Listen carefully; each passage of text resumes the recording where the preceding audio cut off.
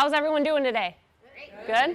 All right. First off, I just want to say welcome and thank you for the clicker. That helps a lot. And congratulations. So you all have come so far over the last several weeks, and we really want to help you make this a lifestyle. How many of you in this room are scared of what comes next? It's not very many.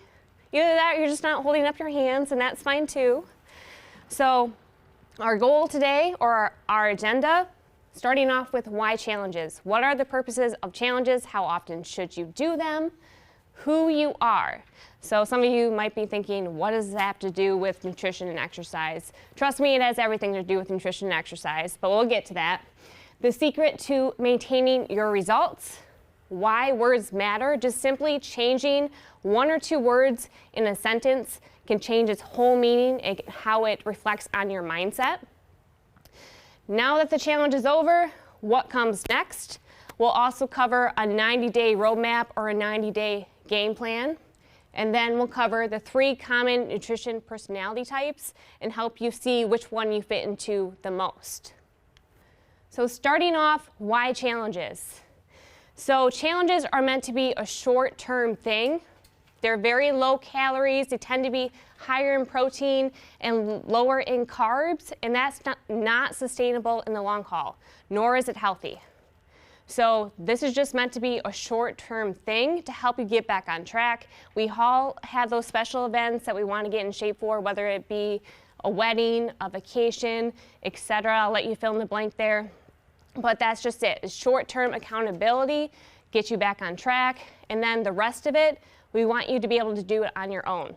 The end-all be-all, we'd rather have you guys have the capability to be accountable to yourselves than to need us. So that's what we're going to teach you here today. Now, before I hand this over to Matt, I like to talk on mindset for just a little bit. Some of you don't know, maybe many of you don't know, I'm going for my master's in counseling, so mindset is very important to me. So Matt's going to talk about identity, but I just want to pause for a moment and give my 2 cents and tee it off for him. So how many of you in this room, at the end of the week, you get really frustrated by the number on the scale? Raise your hand high, raise your hand high. There we go. A lot of us do. Now, I realized on Wednesday I should have prefaced this, but I'm probably one of the most guilty people in the room about what I'm going to say next. So please do not take this as a punch in the face because I'm right there with you. So I guarantee at the end of your life, no one is going to ask you. You're not going to ask yourself, why didn't I weigh 200 pounds? Why didn't I weigh 190? Why didn't I weigh 130, etc.? Whatever that number may be, it doesn't matter. The better question would be, why did that matter more? And I'll let you fill in the blank with that. So some examples, why did that matter more than my mother, my father, my family, my relationships? It's just a number, and there's so much more to life and your purpose than a number on the scale. Now, what I'm not saying is that your nutrition and your exercise is not important. So depending on what you filled in the blank with, if you think about over the past several weeks, how many of you have more energy? Raise your hands high. Awesome. How many of you feel better?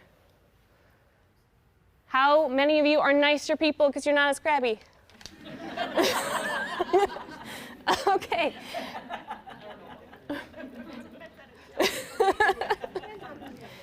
And how many of you find life to be easier after these several weeks?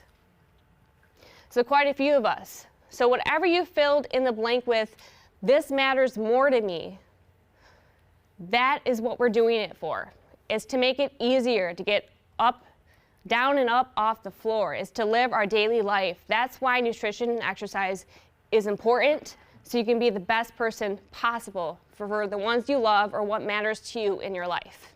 So now I'll hand it over to Matt. When you all didn't raise your hand about being scared and nervous about what's next, some of you lie, right? But this is going to be participation. Make sure raise your hand when we ask for it.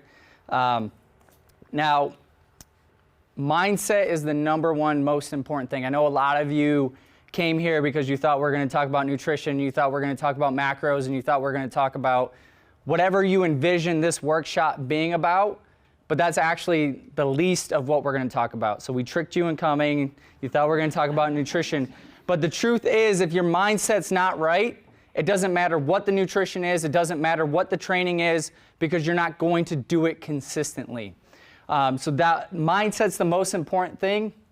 And leaving this challenge, if I did my job today, I want to leave you with belief and confidence that these 12 weeks are just the beginning, not the end. So who's actually nervous about after these 12 weeks, if you're being honest, right? So the definition of anxiety, or the reason that we have anxiety about the future, is because of the anticipation of future pain. So a lot of you have that anxiety because you anticipate and you truly believe right now that maybe you won't be successful after these 12 weeks. And my job today is to instill belief in you that you can be successful after these 12 weeks. There is nothing magical about 12 weeks. Absolutely nothing magical. If you can do it for 12 weeks, you can do it for 52 weeks. And a lot of the stuff that I'm going to talk about today is what needs to shift and what needs to change in order for it to stick.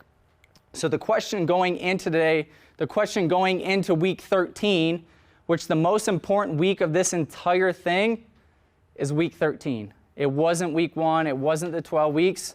It's where's your mindset going into week 13. Because for me, this is like a practice run for life.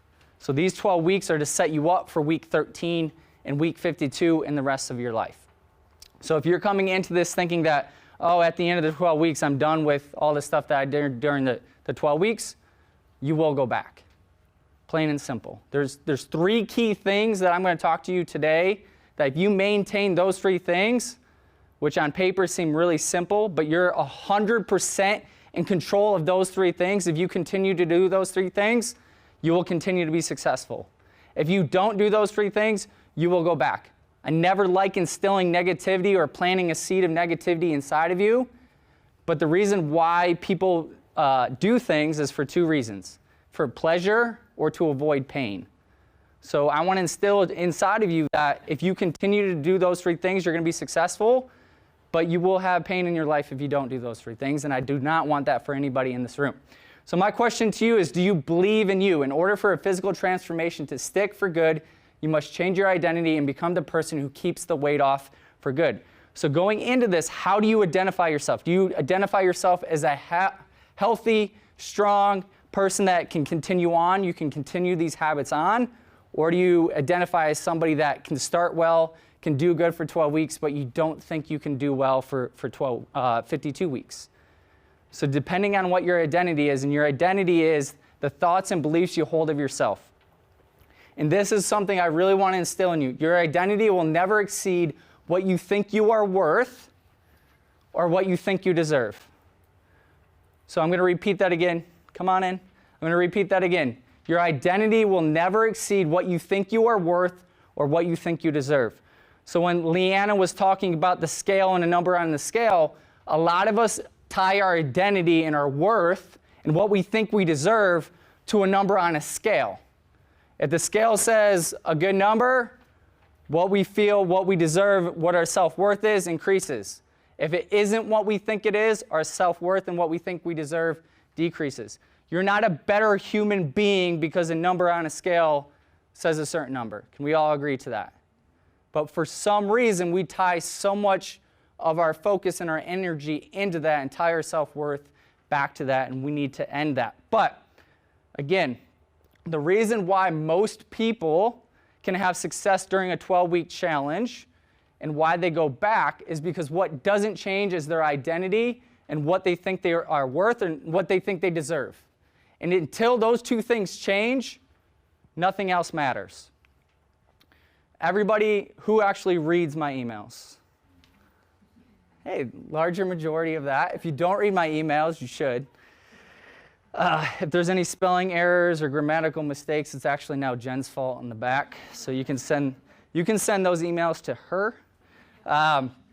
But Who actually read the emails about your identity? Anyone remember that? So every aspect of your life has an identity. Your health, your financial, your spiritual, your relationships, you all have an identity of what you think you're worth and what you think you deserve with that. And it has a thermostat. So your life has a thermostat in every single aspect of your life. Now what happens for a lot of people, they go on these 12-week challenges and they start heating their life up. They start taking the actions, they're meal planning, they're meal prepping, they're doing everything that it takes to be successful during those 12 weeks. Now, if your thermostat doesn't increase with that, so you're heating up your life, but if your identity, your self-worth, and what you think you deserve doesn't increase with it, eventually you'll find a way to cool your life off. Who knows somebody who has lost 100 pounds and then gained it back? Most people in this room. Who knows somebody that, financially they're doing really well, but then for some reason, financially they went broke? Think of lotto winners, right? We're going to talk about that in a second. What doesn't change is their identity and their self-worth, and that has to change. So I'm going to use this board, maybe. Where did my marker go? Is there a marker over there? I got one right here. So you take somebody, they start heating up their life, and the thermostat, for lack of a better number, let's just say their health thermostat is a 75. They go on a 12-week challenge, they start heating up their life, they're doing all the actions that it takes. They start heating it up, they become, say, 90. Now, over time, unless this thermostat increases to match the temperature of the room, eventually they'll start self-sabotaging and taking actions that eventually cool them back off to where their thermostat is set. So the goal of today is looking at how do you increase your identity, how do you increase that thermostat on every single aspect of your life. And it's not going to be this workshop that changes it. This workshop's going to bring awareness to that, and then you're going to have to do the deep work and work on those things to elevate that. Now, if your thermostat is at a 75, or let's say along the way you change it and it goes to an 85. Now let's say you have a bad day, a bad week, hopefully not a bad month, and your actions are down here more like a 75. Eventually, you will work and you'll heat your life back up because your identity is set up here. So it's not saying that you're never going to have a bad day, a bad week, because that shifts. It's saying that when you do have a bad week or you do have a bad day, you realize that that's not you and you can get back on track because this is the person that you are. You're not this person down here. So that allows you to raise your life back up because that's where your identity is set. So it works both ways, right? Is this clicking, making sense? All right, cool. All right, to really hone in this point, what percentage of lotto winners do you think go broke? What percent? It's not quite that high. 70% of lotto winners, we're talking even some hundreds of millions of dollars. The one that was recent was, what, like 1.6 billion? The odds that that person goes broke are 70%. So you may be saying, how is that even possible? 78% of former NFL players face bankruptcy within 2 years of retirement. 2 years of retirement. They make what most people make in a lifetime in a very short period of time, and they go broke. 60% of NBA retirees go broke within 5 years of leaving the basketball court. The biggest and best example of this for me is Mike Tyson. How much money do you think he made in his career? $400 million Mike Tyson made in his career, and he went broke. Do you guys know why? Their identity never changed. So they got this big sum of money, but their identity never changed. Their self-worth and what they thought they deserved was that of a broke person. So eventually they found a way to cool off their life and self-sabotage themselves back down to what they thought they were worth. It's no different with your health. It's no different in every aspect of your life, whether it's your career, whether it's financial. You will find a way to get whatever you think you're worth and whatever you think you deserve. All right, so we already talked about what's your identity as you leave this challenge. Is it that of a healthy, fit, strong, and consistent person? Because if it is, like I said, if you have a bad day, a bad week, you will eventually get back to who you think you are. So who you think you are and what you think you're worth needs to change. It's not the nutrition. It's not the workouts. It's none of that. A lot of us want to think that's what it is. We all want to think that there's a secret pill and a secret this and a secret that, and I'm just missing the secret recipe. This is the secret recipe. But this is hard. This isn't easy. There's going to be deep work that needs to happen to figure this out. It's not one workshop. It's not like, oh, I'm healed, right? It's going to take time. It's going to take work, and it's always going to be changing, and it's always going to be evolving. You got to be willing to put in that work. But if you don't identify as this person, guess what happens when you face that first roadblock, that first struggle, that first bad day, that first bad week, that first bad month? You're going to say, yep, see, I'm going back to the person that I think I am. And every single negative thing is going to be a confirmation of, yep, I don't deserve to be healthy. I don't deserve to be fit. I'm not that person. That's not me. That has to change. And the reason why this is incredibly important is because you have something called your reticular activating system. And it's the lens and the filter that you see the world. So if your lens and your filter are that I'm healthy, I'm strong, I'm consistent, I'm going to make this a lifestyle, you will see the world through that lens. If you see it as, I'm not able to be consistent, I'm not going to be able to do this long term, everything that you see, you're going to see that through that lens. Now I'm going to use two things that I probably shouldn't talk about. I'm going to talk about Donald Trump because Jen's in the room and she loves Donald Trump. It's a running joke. Now, take our president. I know it's super. There's some people that absolutely hate him. You got some people that he can't do anything wrong. And the thing that changes is the lens that you see him through.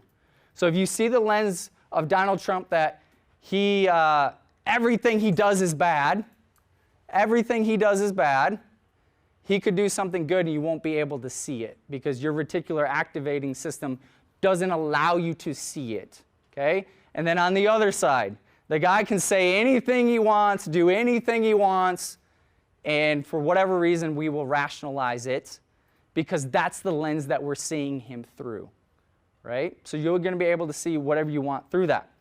Now, the other controversial thing that I'm going to talk about is racism. Racism does exist in this world, but we all see that through a completely different lens. If you come through the aspect that you think, like, let's just, again, police. If you think all police are racist and all police do bad things, every single action and everything you see them do, you're going to look through that lens. Now, on the other aspect, if you think that for whatever reason, just because you're a police officer, that they can't do anything wrong or not do any harm, my brother was a police officer for 7 years. So I could easily look through the lens of all police are good because that's my interpretation because my brother was an amazing police officer. But they do bad. But if you look through the lens, you might justify their actions even though they're unjustifiable in many cases. So how you see the world completely matters. But how you see yourself matters the most. So that's why it's incredibly important as you leave this challenge, how are you seeing yourself? What lens are you looking through your life through when it comes to your health? Because you will get whatever you think it is. Because the way your reticular activating system works is it starts to work to find the world that you see it through. And it will justify whatever you want it to justify. Have you ever bought a new car and then all of a sudden you see that car all the time? And before you bought that car, you're like, I never noticed this car on the road before. Well, that's because now your reticular activating system is activated and it's aware of it. So 12 weeks, for some of you, maybe you dominated it. Maybe for some of you, you struggled a little bit. But again, if you can do this for 12 weeks, why don't you believe you can do it for 52 weeks? What is holding you back from believing in that? That's what needs to change. Not the nutrition, not any of the other stuff we're going to talk about. That is what needs to change as you come off this challenge. All right, we're going to talk about the things we say and the words we use and how it affects us. Now, if you ran into two people and these two people are trying to quit smoking, and you ask the first person, hey, do you want a cigarette? They say, no, thank you, I'm trying to quit. Second person, no, thank you, I don't smoke. Which one of them is going to be able to stop smoking? Why? Person number 2 no longer identifies themselves as a smoker, right?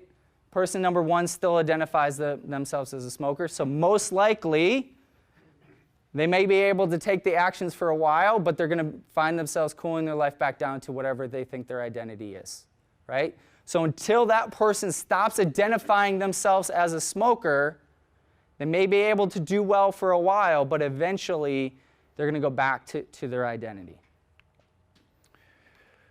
So ultimately, you must change how you view yourself. You must change what you think you're worth. You must change what you think you deserve. Now, the number one reason why people have success during a challenge and the number one reason why people fail after a challenge is they lose focus. To me, focus is absolutely everything. When you're in a challenge, you're dialed in, you're focused, you're meal planning, you're meal prepping, you're getting your workouts in. Maybe you're not going to as many social events, or you're not going out with your friends as much as you did during those 12 weeks, before those 12 weeks, right? Because you're really dialed in and you're focused on your priorities and what is important to you. And I'm just going to say this, you make time for what's important to you. You're never going to find time. Can we all agree we're super busy, we have a lot going on?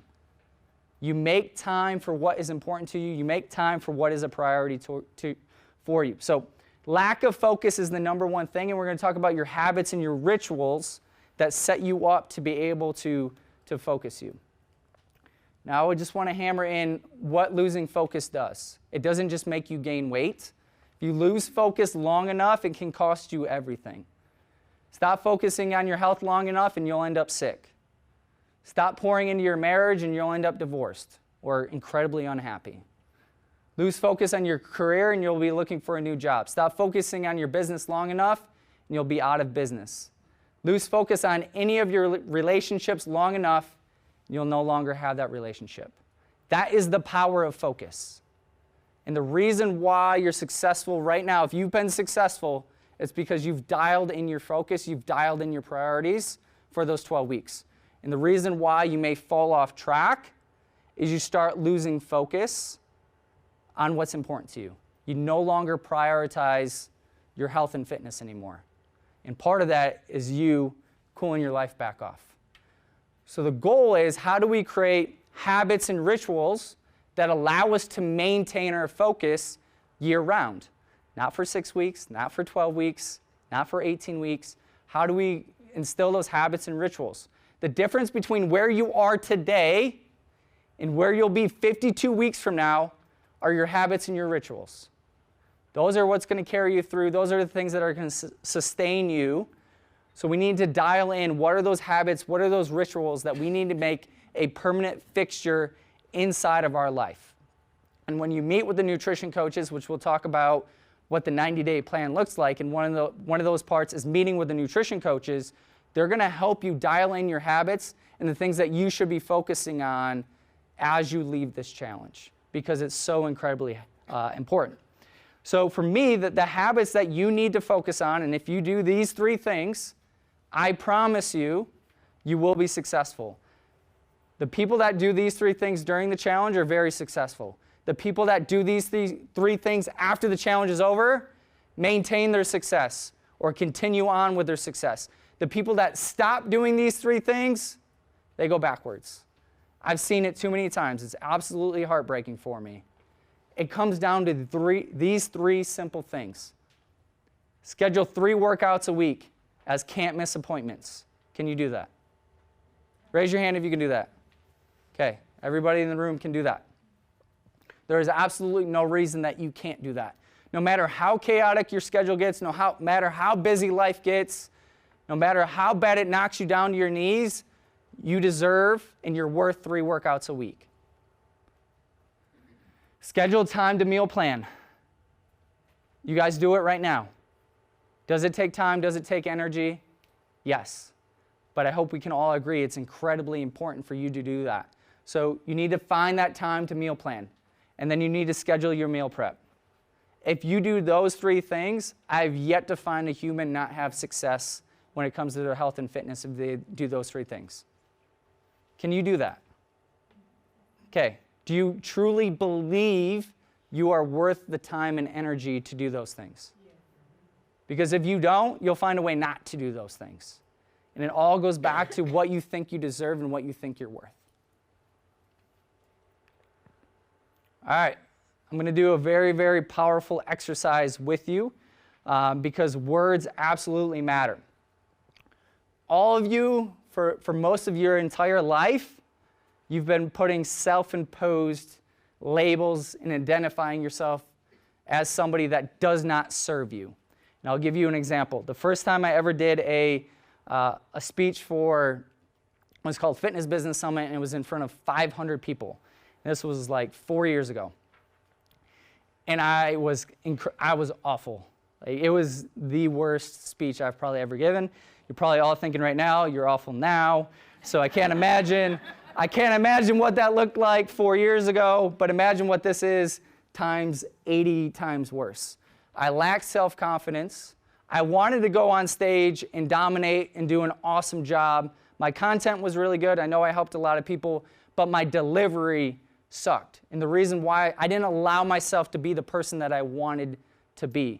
What I thought I was worth, what I thought I deserved, what my self-confidence was, did not allow me to be the person that I wanted to be on stage. Now, as my identity shifted, as my self-confidence shifted, as what I thought I deserved shifted, now I can speak in front of a group, and now I can dominate the stage. And all that changed was my identity, and I got rid of my labels that I was giving myself. I said I was introverted. So my entire life I said I'm introverted, which being introverted holds me back from doing the things that I need to do. Imagine if I still gave myself that label, how could I be in front of this group talking to you all today? How could I run boot camp sessions? How could I do what we do? Like, we deal with people all day long, right? So if I continue to give myself that label, I wouldn't be able to allow myself to continue to take the actions that I need to take to succeed in my life. But with that, I got rid of those labels. Now I'm a high-functioning introvert. I still need to get rid of the introverted word. But if we went to a bar and you met me, you'd be like, that guy is the weirdest dude on the planet. But in this room, I can definitely perform. So I still need to get rid of that label because it's still holding me back, but it allows me to stay in that box. And all of you, by using those words, using those labels, are putting yourself in a box. And as long as you're in that box, you're never going to be able to be the person you're capable of being, and you're never, ever going to be able to live your best life. So on the top of a blank piece of paper, what I want you to do, what are some of the labels or how you identify yourself or the words you use to put yourself down? What are those words that are holding you back from being the person that you know you're capable of being? For some of you, you've been using those words for a very, very, very, very long time, and you know right off the top of your head what those words are, right? Because we all do it. It's not like it only affects some of us. We all do it. We all have those labels. So write those on the top of the piece of paper real quick. So in the center of your piece of paper, you're going to draw a box. All right, inside of that box, whatever words do not serve you and you want to get rid of, you're going to put inside of that box right now. So those words that you're putting in that box are a self-induced prison that you're putting on yourself.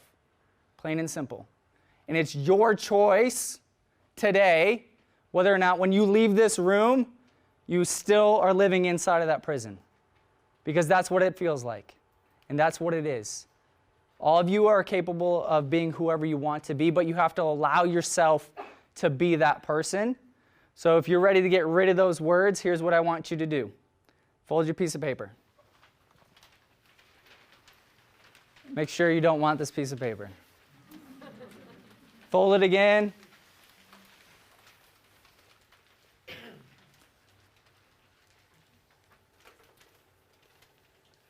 Fold it one more time.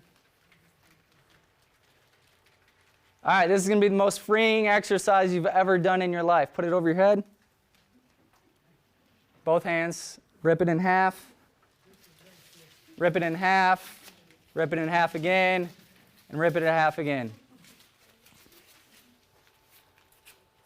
Perfect. All right, from this moment forward, it's 100% up to you whether or not you allow those words to prevent you from reaching your fullest potential. I want to end with one more thing. I actually end the show today, but I want to end with one more thing about words matter. So in business, in my reticular activating system, a lot of things have gone bad the last 5 years. A lot of amazing things have happened. Like this is an amazing thing that when we first started this, I never thought was possible. I never thought I would be, have the self-confidence, the self-worth, and deserve something like this.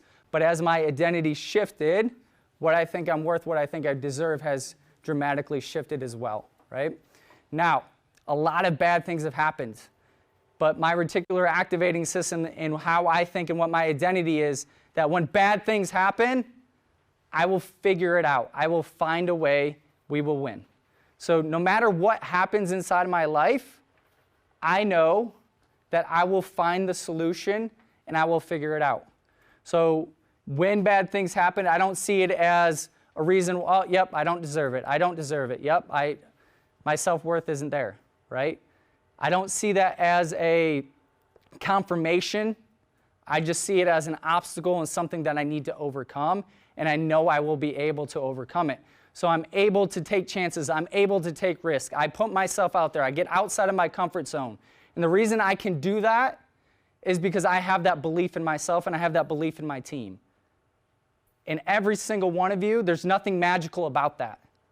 Every single one of you can instill that inside of yourselves, but it's going to take work. And it's not going to be 12 weeks. It's not going to be 18 weeks.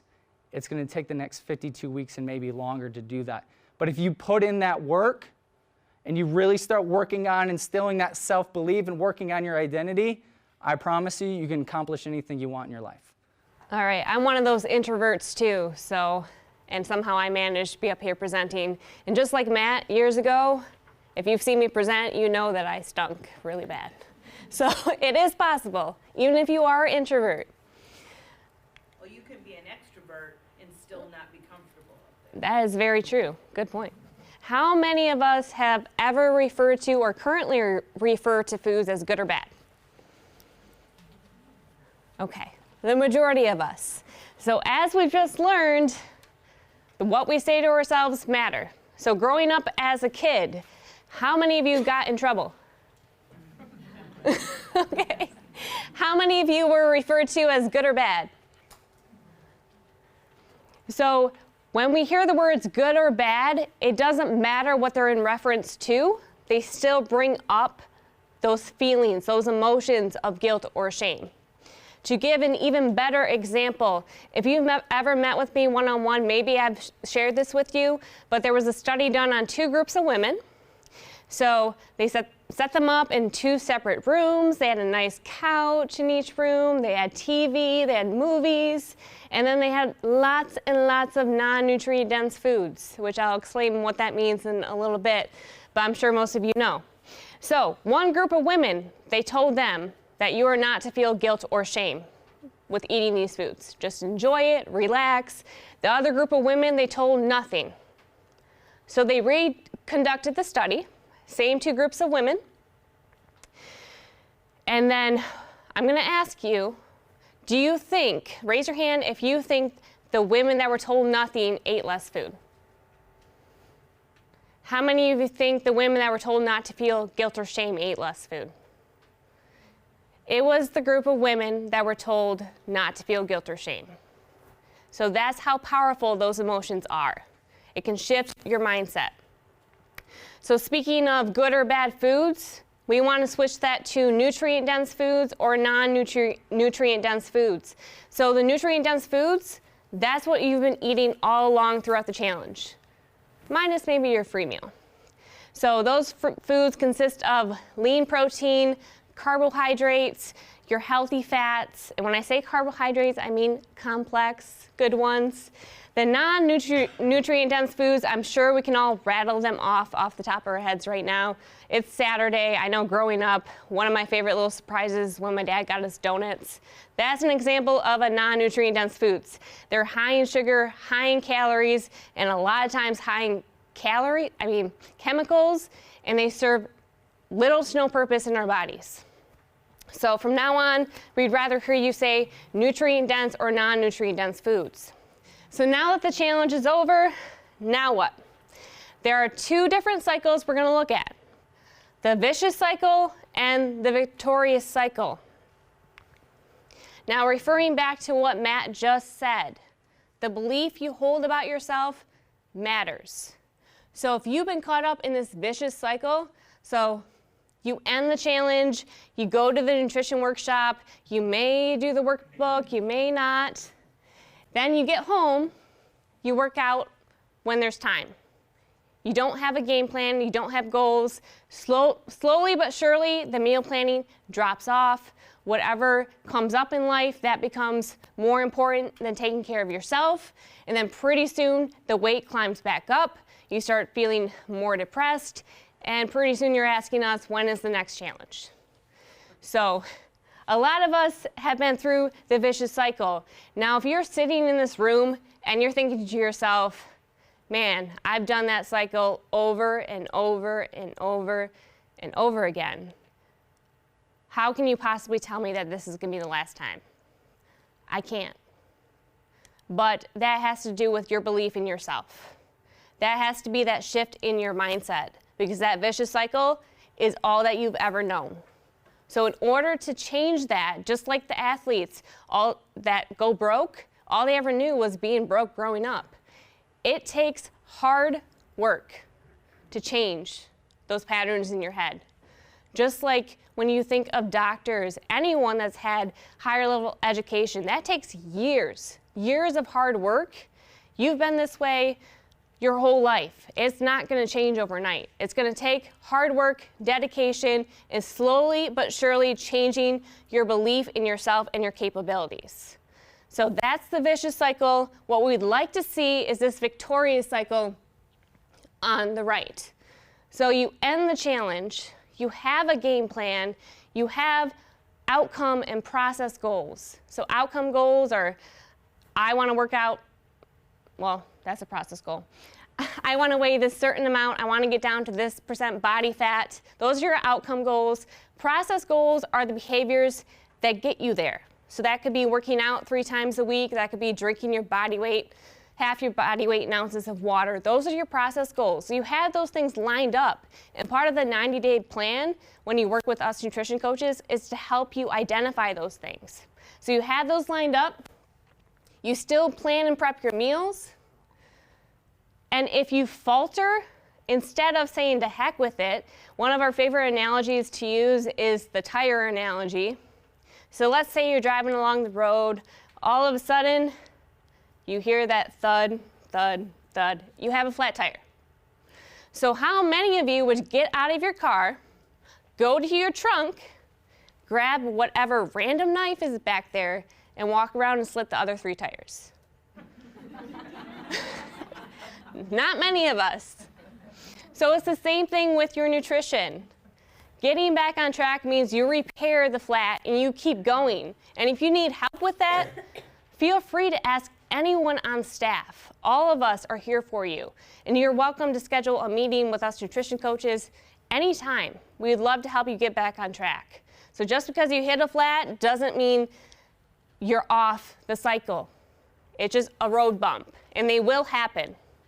So just prepare yourself for that. And then, as you keep going, you keep on hitting those goals. Now, the path to success, post-challenge, how many of you in this room have received an email about post-challenge stuff? Okay. If you are a current member or you are continuing on with us as a member, you will receive an email. And in this email, we ask you to complete the attached document by Monday, December 3rd to your coach. So your coach will then respond with macros for you to do for 30 days after the challenge. So along with this, we would like you to schedule a consult with one of your nutrition coaches at your location. Now, if you're a current client, we ask you to do it in the month of December. And if you are a non-client, we ask that you wait till January to prevent any log jams of people scheduling. So in this 90-day game plan, you will meet with us twice within the first, depending if you're just starting with us or not, 30 to 60 days, and then the last 90 to 20 days, and we will follow up with you in between. You will also have ongoing support from the entire Fit Body team, and during the 90-day game plan or roadmap, we'll have weekly assignments for you. When I say weekly assignments, they're not anything to be afraid of. It's just mostly to help you with your mindset and to keep you going along the right path. So mostly, we just don't want you to feel alone, and we want you to know that we are here for you. So post-challenge macros, some of the things you're gonna be sending to your coach, your goals, your body type, your weekly activity in and outside of boot camp. So if you have a very active job, like UPS right now, like you're lifting heavy boxes and throwing them around, let us know. Or if you're running on top of it, your current health status. So if you've had any changes since your initial eval, please be sure to put them on there. Also, even if you put it on your initial eval, please repeat and put it on this eval as well, because we need to have that reminder of any health conditions that you have. Also, any special considerations that you might like to add. Now, if macros are not for you, please schedule an appointment with the nutrition coach at your location. So we are one of the only gyms that provide nutritional services. So we'd really hope that you'd like to take advantage of that. We're here for you. So our emails, you can easily find. They're on the back, I believe, of that sheet, as a matter of fact. Yes. There you go. So reach out to us. Now, common nutrition personality types, Stacy is going to be taking over. So as we see up here, the illustration, yo-yoer, abstainer, and then the moderator. So here is Stacy.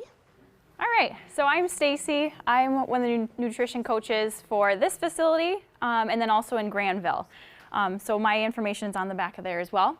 But I want to start going over these common nutrition personality types that many of us can relate to or can say that that's me. And it might be overlapping, it might just be one, but these are some common ones. So the yo-yoer. The yo-yoers thrive on short-term plans. So a short-term plan could be a challenge, whether it's 12 weeks, 6 weeks, whatever it is. That is a short-term plan. So they thrive on short-term.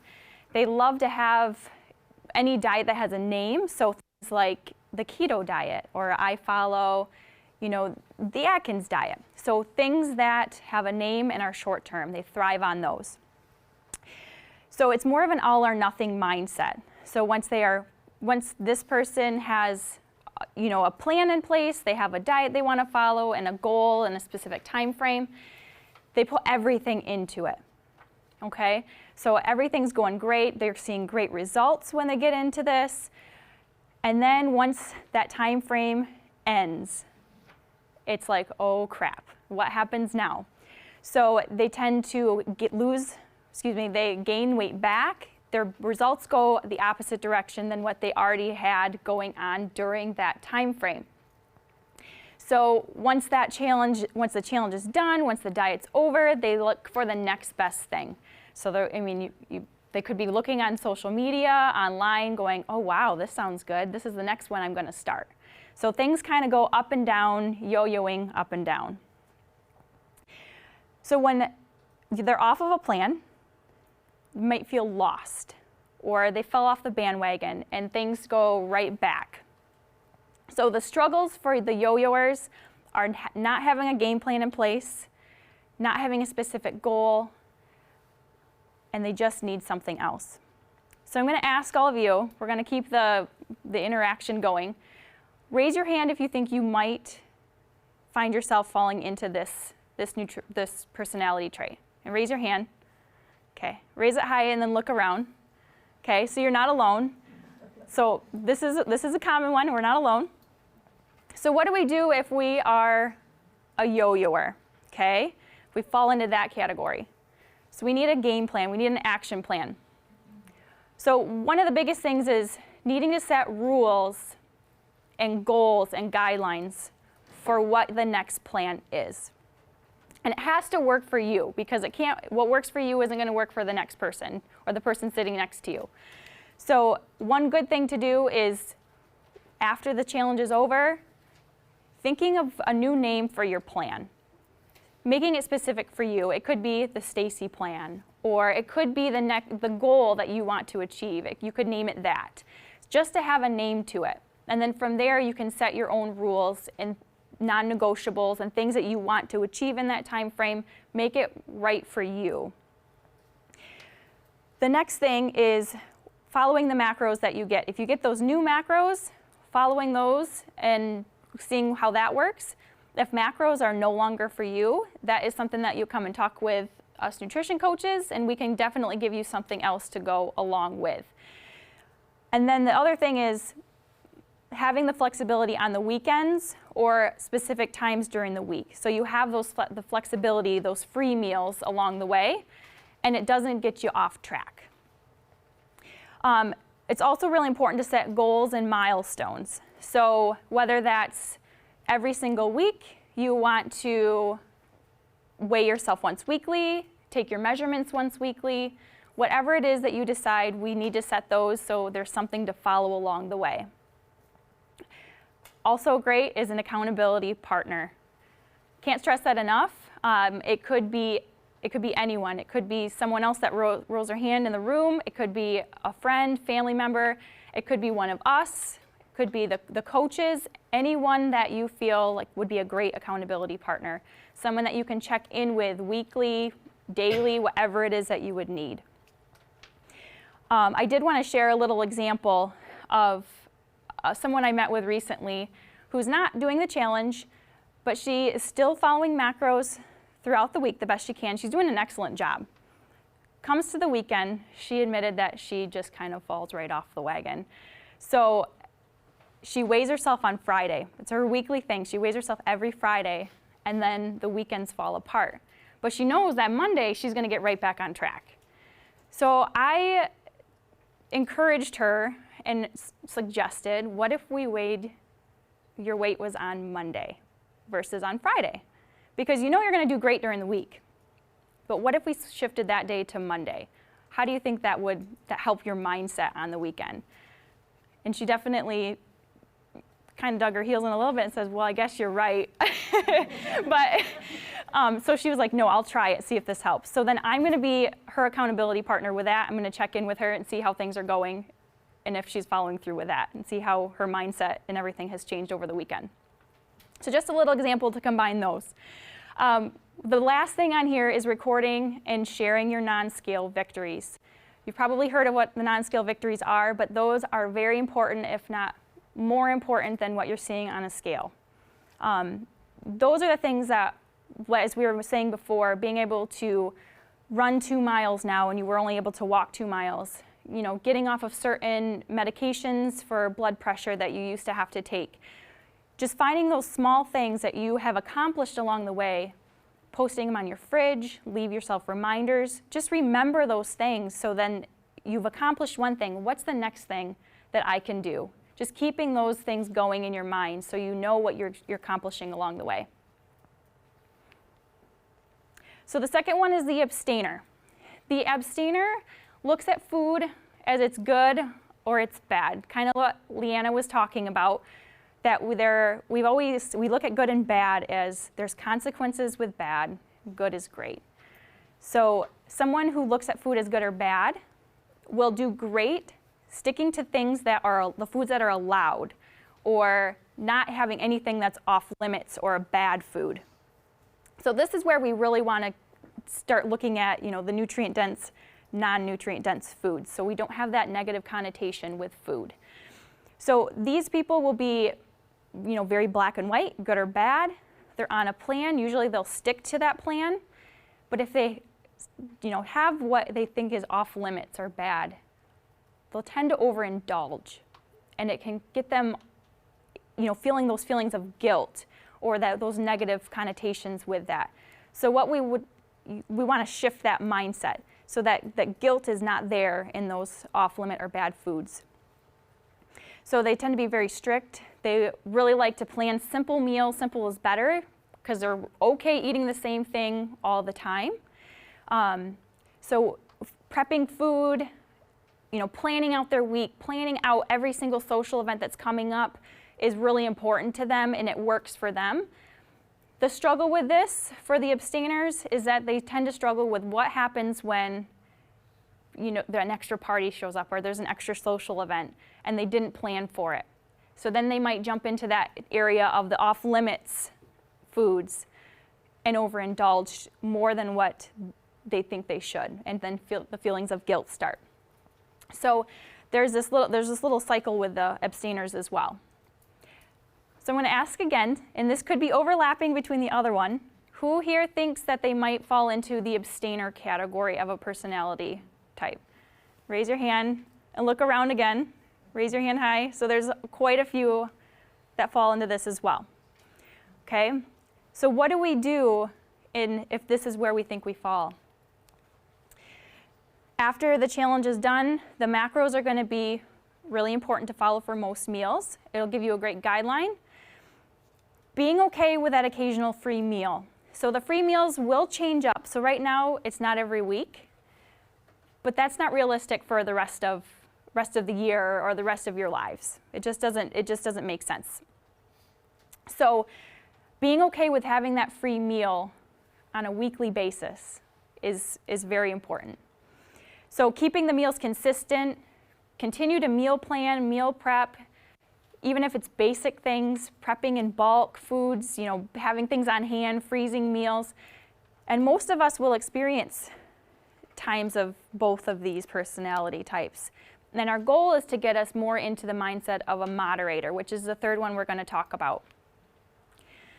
So moderators, they choose nutrient-dense foods. They see it as fuel for the body, nourishment, keeping all the processes going, keeping your body moving for what you need it to be doing in your lives. The food is not associated with rewards or punishment. So there is no guilt with those free meals or those situations that come up and you're partaking in a social event. Make room for those. That's a common thing here. So they're enjoying the free meals. One cool thing is the 90-10 rule, the nutrition rule, which it's a rule, but I think it's kind of cool. So 90% of the time, we're following macros, following the other meal plan, nutrition plan that you might come up with, 90% of the time in a week span. So if you're having 4 meals a day, you times that by 7 days in a week, that's 28 meals in a whole week you're having. 90% of that is 25 to 26 meals. 10% of those 28 is 2.8, but we'll call it 2 to 3 meals. So in 1 week, you're still being able to have 2 to 3 meals that are considered more of a free meal or off the normal regular meal plan track throughout the week. So it's allowing yourself to have those 2 to 3 meals a week, but still seeing the great results that if you're following that other 90% of the time, those 25 to 26 meals. So that's just an example. And we can look more into that too as you go through the macros and you start meeting with the nutrition coaches and everything like that. But it's so cool to think that you can factor that in. And how much easier will it be to go through your weekly life with everything coming up with the holidays, right? That's kind of a crazy time. So it just gives you a lot more flexibility. So action plan for the moderators, following macros, or the other plan that we might come up with, you don't have to follow it so strictly. Just following as close as you can to those macros and allowing yourself to enjoy social events when they come up. factoring in those meals throughout the week and enjoying yourselves as well. One big thing is when you're eating, you're going to eat until you feel full, and you're going to listen to those hunger cues as well. So when you're full, you're full. Don't have any more. So listening to what your body is telling you. So this will be excellent for maintaining those lifelong events that come up, lifelong goals that you have. It's more realistic because the challenge is definitely more to get you focused dialed in to get you started. So who here thinks that they might fall in here or wants to fall into this category? Okay, so I think that was everyone. So this is a great place to be, and this would be a really great goal to have. So now we're going to do a little reflecting on the personality types with Ellen. Okay, hi everyone. My name is Ellen. I am also one of the nutrition coaches with Fit Body Boot Camp. I see clients over at our Alpine facility and our Forest Hills facility. I've seen clients in past at Granville as well. I see quite a few familiar faces with us here today. So thank you guys for coming, taking time out on your Saturday to be at this workshop. You guys are the reason that we can put on events like this and that this is possible for our members. So thank you guys. So we're going to do a little bit of a reflection exercise. And at this point, you should be able to identify with at least one of the three. If you feel that maybe you're kind of stuck in between two or you're associating with two of them, maybe all three, go ahead and try to choose just that one that is the best fit for you. Okay, so I'm going to ask you this question. How will you make healthy eating a lifestyle? This is the question that we need to start thinking about. We're going to start writing down some of these answers. I have a client that I work with in Forest Hills. She has a standing date with her daughter.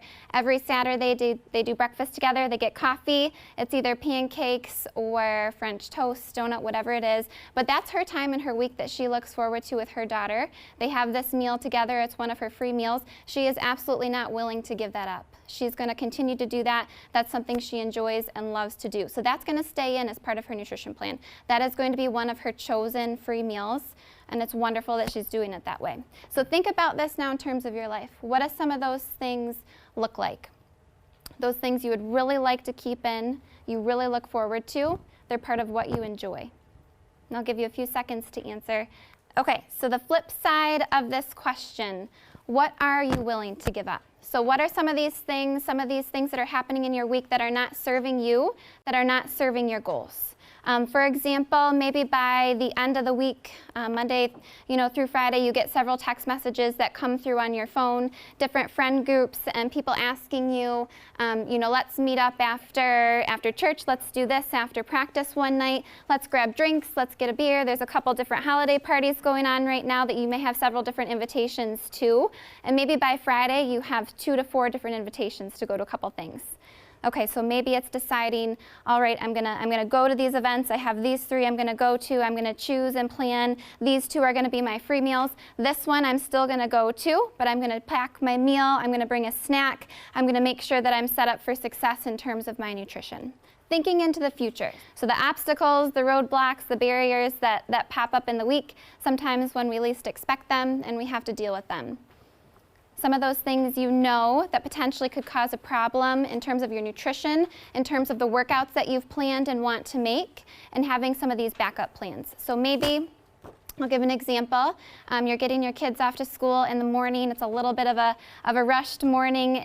People are late. You end up having to drive them into school. They miss the bus. You miss your morning workout.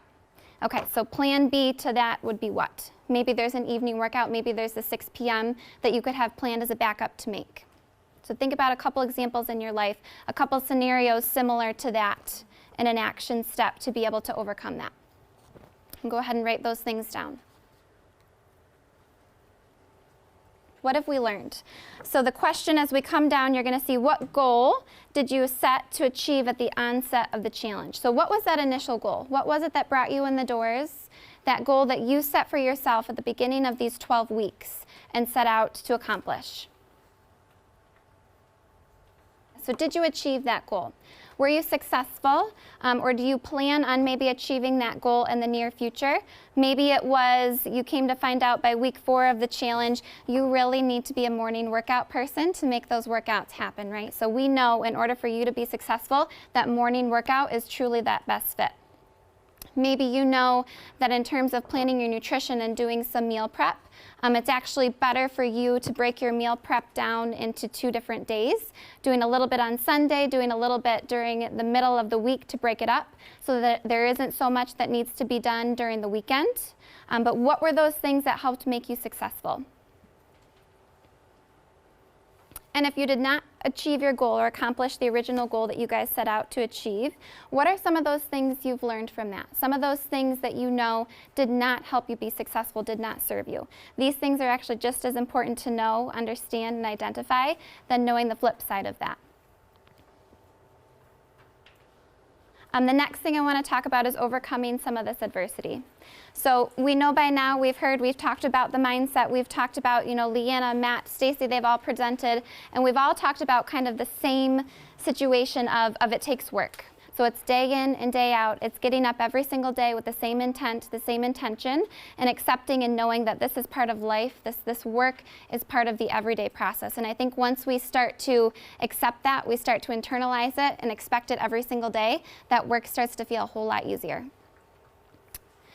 And it's knowing that we can take the vacation days, we can take the free meal, we can, take a few days that we're going to go out with friends and have some of those meals, we can do that. It's the ability to get right back on track afterwards. So if we think of the way that we view our jobs and our careers, right? We get up every day, we go in, we provide for our families, we make money, we support the people that depend on us, that need us. We can't just not show up for 4 or 5 days or check out mentally for 3 weeks at a time. We have to be there. If we're not, we're probably going to be fired. It's not going to be a good situation. So thinking of your nutrition in that same sense, right? It's the ability to be able to expect and plan and know becomes so much easier. So lastly, wrapping it up, where do you guys want to be at 30 days from now, 90 days from now, a year from now? Thinking into the future, thinking about this future self. Who do you picture that person to be? What do they look like? What do they sound like? This is, seeing this presentation so far, we've talked very little about weight. We've talked very little about a number on the scale. This is truly about the energy that you want to live your life with. This is about the deeper goals than that. So starting to envision these things and knowing that you guys can book your nutrition appointments with your nutrition coaches, come in and talk about some of these things. We're going to help you guys set your process goals. We're going to help you guys through this 90-day roadmap and support you guys. So please take advantage of that. I just want to go over what the roadmap is and why we created the roadmap the way it is so that you have clarity on what that is and you can feel confident in that. We're giving you macros post-challenge. Why do you think we're giving you macros post-challenge? Because you just did them for 12 weeks. You know how to do them. You can be successful with that. They said macros may not be what you're going to end up doing, and it may not be the lifestyle that you want to live. And that's perfectly fine. That is the value of us having nutrition coaches. They're very sweet and they're very humble. We are the only gym that provides this service. Plain and simple, we want you to take advantage of it. So during that 90 days, we want you meeting with them twice. And what they're going to do is be able to individualize the plan to you. So depending on what you want to accomplish, what you want to achieve, it would be impossible for us to be able to give you the exact roadmap. You guys all have different personality types. You all have different goals. You have all different things that you want to achieve. You all have different obstacles and struggles and things that you do. We all have obstacles and struggles, but if I went through this room and said, what's your obstacle and your struggle and your obstacle and your struggle and your obstacle and your struggle? Like imagine trying to come up with a game plan for every single one of you. It's not possible. So we can't generalize it to you. That's why we want to individualize it to you, but it's up to you to go and get that help. The 90-day roadmap, when you see it, the after challenge game plan will be available very soon. The 90-day roadmap will be available to you very soon. Everything inside of there is to keep you focused and on track over the next 90 days. Because I know if I can keep you focused and on track over the next 90 days, statistically, the odds of you being able to make this a lifestyle go through the roof. But if we can't keep you on track and focused over the next 90 days, statistically, most likely you're going to go backwards. So these next 90 days are absolutely incredible. I want you to put the energy and the focus that you just put into these 12 weeks. Now, you don't need to be as maniacal with your nutrition as you were over the 12 weeks and being able to meet with them and figure out what that looks like. But you still need to value these next 90 days just like you valued these 12 weeks. So the 90-day roadmap was done intentionally. We put a ton of time and a ton of effort into it, but it's 100% up to you to take that action and utilize this service. A lot of people think weakness is asking for help. Weakness is actually knowing you need help and not asking for it. So you're not weak because you're asking for help. Every single person raised their hand today and said they struggled. We all think for some reason we're the only ones who think we have these issues and these problems. Everybody has issues, everybody has problems, everybody struggles, but it's up to you to ask for help. So you got to be willing to ask for that help. They're absolutely amazing when they sit down with you one-on-one. They will get down to the bottom what your issue, what your problems are, and be able to give you that focus and give you that clarity on what do you need to do to be successful. And maybe you are the yo-yoer or you're the abstainer and you want to become a moderator. It's not like, hey, magically one day you're like, hey, I want to be a moderator, and now you're a moderator. There's steps that you have to take to get to where you want to be, and they're going to be able to help you with that roadmap. So I would highly, highly, highly encourage you to meet with them. They're amazing at what they do. They won't tell you that because they're humble, but I will tell you that. All right, here's a big lesson that we all have to learn, and this is the reason why people hop from one program to the next, to the next, to the next.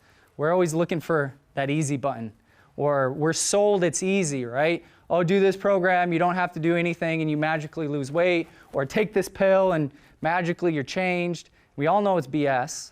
We're hoping it's true. We all know it's BS, but we believe it. There was a guy named Tim Grover. I was at a conference recently. Tim Grover was the trainer of Michael Jordan. He was trainer of Kobe Bryant.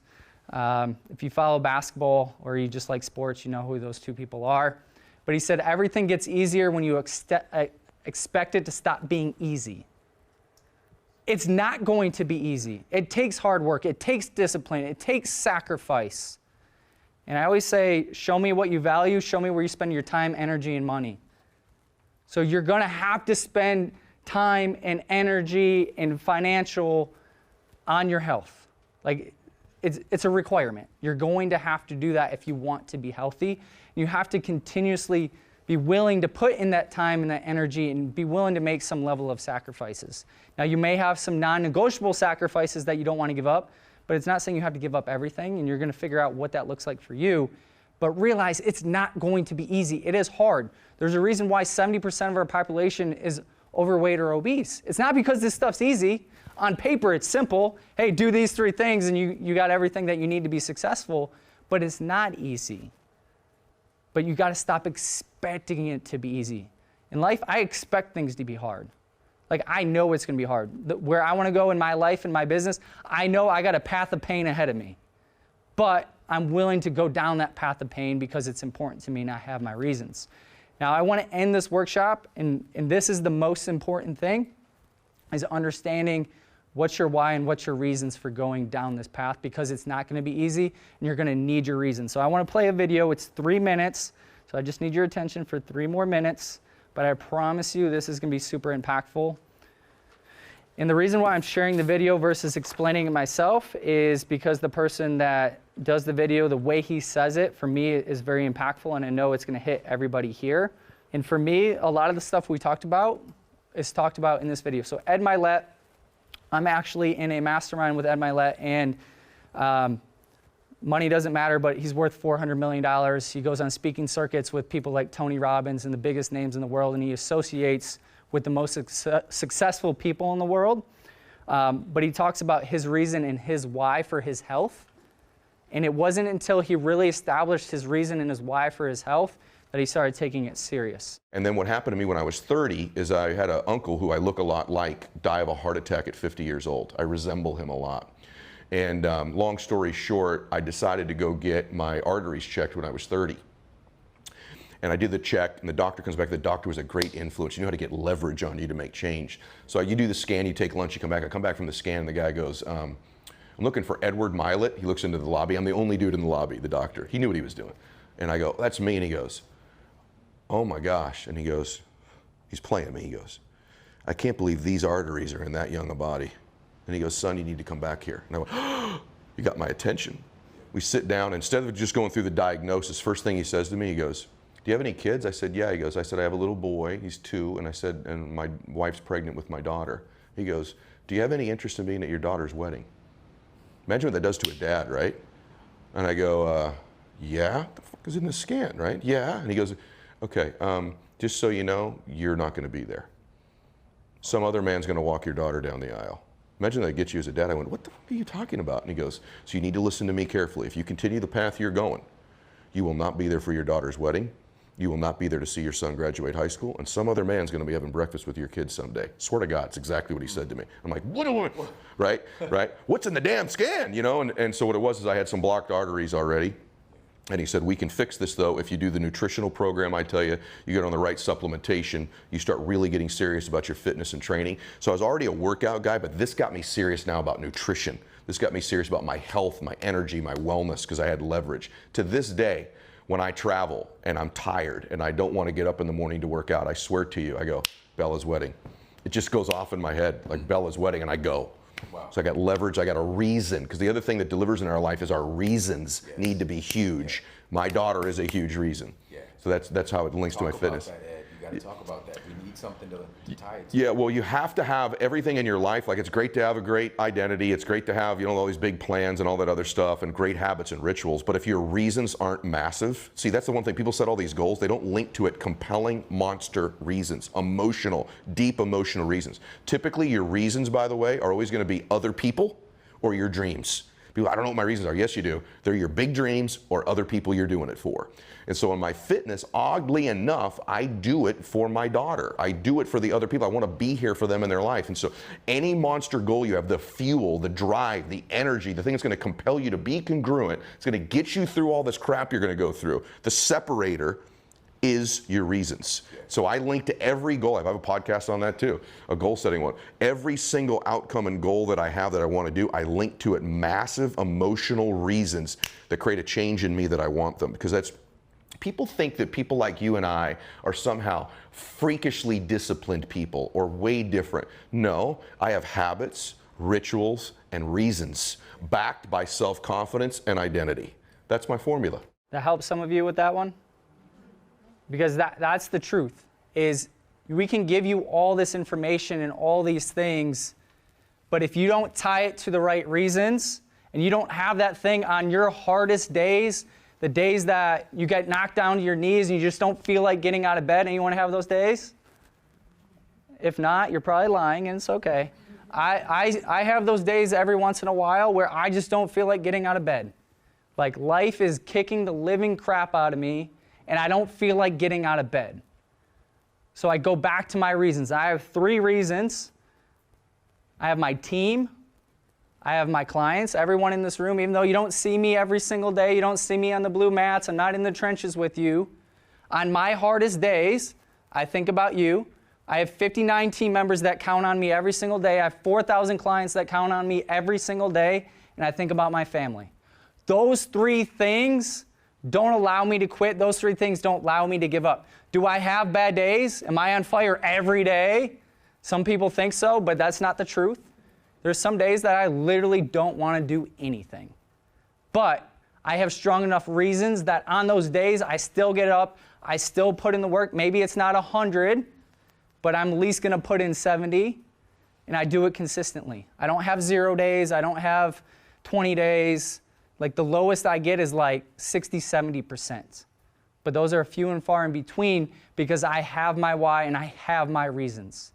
When you leave here today, think about on your ride home today, what are those compelling reasons that when it gets hard, when you're struggling, when you want to give up, when you have those screw it moments, we all have it. I use a different word, but I won't use it. Ed used it in his presentation.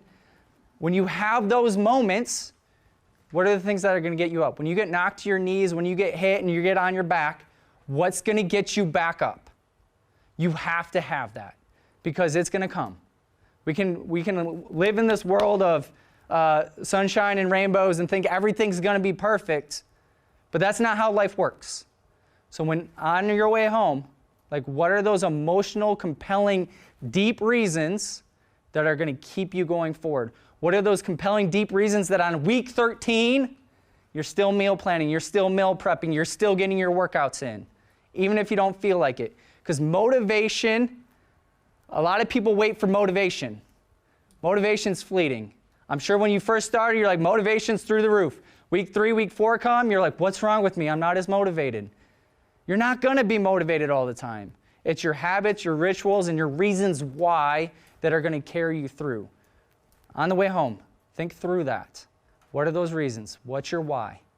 If you do that, I promise you, you will continue to be successful. That's all we got. Thank you. So the question is, what's the next steps with the roadmap, with the macros? If you're a current member or you're staying on as a member after this challenge, you should get something from your director of operations with an email with the initial, basically like the initial eval, and then your coach will get your macros back to you, and then you'll get a link to set up an appointment with the nutrition coaches.